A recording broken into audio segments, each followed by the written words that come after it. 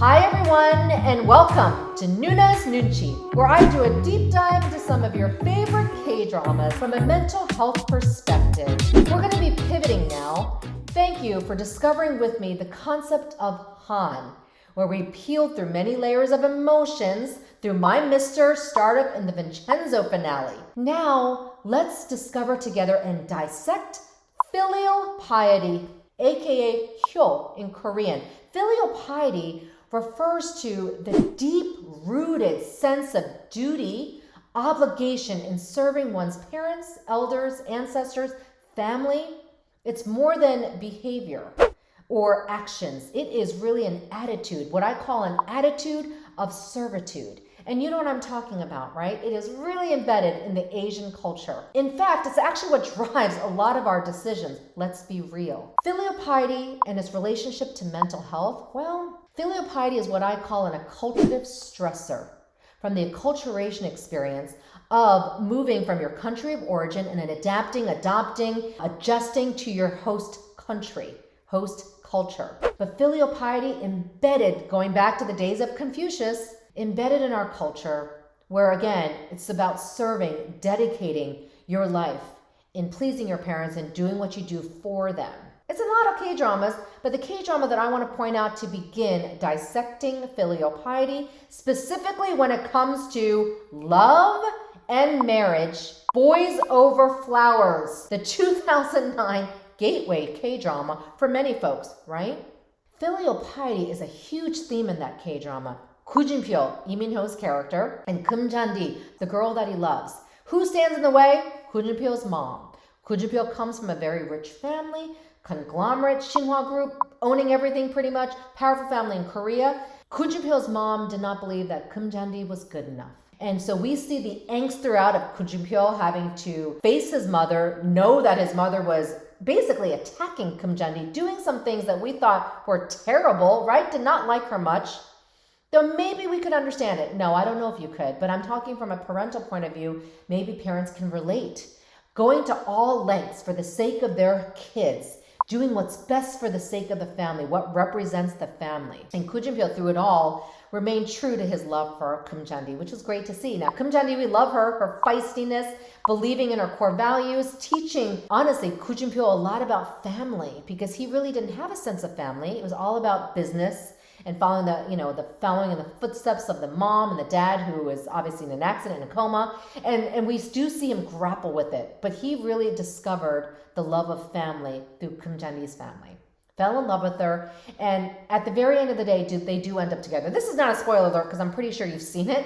But what I want to get at is what it was like, the angst that Jun-pyo experienced, where his mother even found somebody else for him to marry, and he actually almost nearly does marry this other woman because she represents what the mother believed was good for Jun-pyo, right? Class, similar class. I want to say status symbol, coming from the wealth, similar, and I get it. Let me tell you why. I'm going to be a little personal here because I also experienced something very similar in my family where my parents didn't approve of my husband. Now, 23 years later, it's a moot point. But I was full of angst because at the very end of the day, even though I consider myself Korean American, I wanted my parents' approval. So that, my friends, even though you don't think it's embedded in your culture or our culture or an identity, you do want the approval of your family.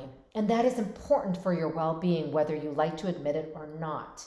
So how do we reconcile, find the balance of choosing love, who we want to love and who we want to marry, with understanding serving our families, our parents, elders, ancestors, and what they want for us or what they believe is good for us? It is constantly figuring out that balance. I really don't believe you should or can give up love for the sake of filial piety. I don't think that's going to make you happy either.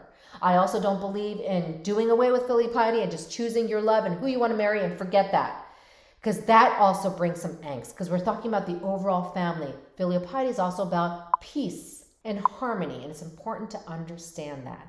So there's so much to dissect with filial piety. I just wanted to start there with Boys Over Flowers, an oldie but a goodie, a classic that I wanted to point out. Look at all the filial piety themes in there. The mother going to great lengths bringing another woman into the picture, doing all these terrible things to Geum Jan-di to show that, hey, you're not good enough. Now think about the other person. Think about Geum Jan-di on the other end receiving that. What that's like to know that perhaps she may not meet the needs of the family. She may not be good enough.